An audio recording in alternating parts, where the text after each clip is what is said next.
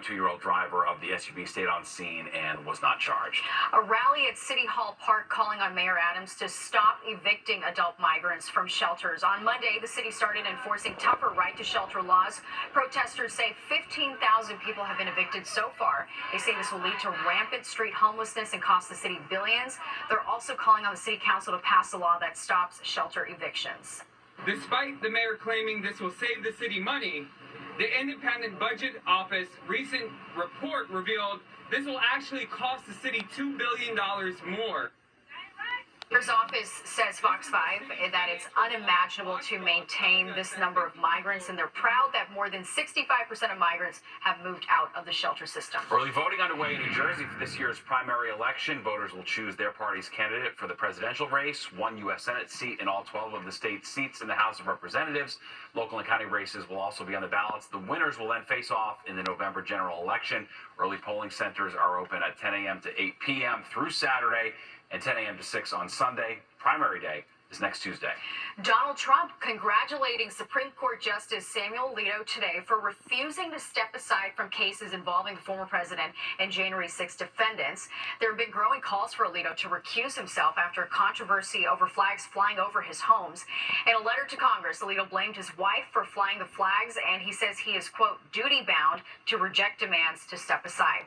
Well, could New York City become the state capital of the East Coast? Local leaders are hoping so. All right, they laid out their vision for a skate park at a community meeting in the Bronx tonight. We sent our Teresa Priolo to find out if everybody's on board. New York City gets it. Mayor Adams gets it. Councilmember Farias gets it. They understand the incredible resource that this is going to be for the young people in their community. In the next few years, this section of unused, neglected parkland in the Soundview section of the Bronx will be home to a new multi-million-dollar skate park, if all goes according to plan. There's nowhere like New York, and the mayor has made a commitment to make New York City the most skateable big city in the country. The roughly $8 million, 15,000 square foot space is being designed by the Skate Park Project, a nonprofit started by pro skateboarder Tony Hawk. It seeks out inner city neighborhoods in need of community and investment, places where Bronx native and pro skater Tyshawn Jones can practice his skills. I was excited. I'm just happy to be a part of it and, put my input and try to, give back to the community that raised me.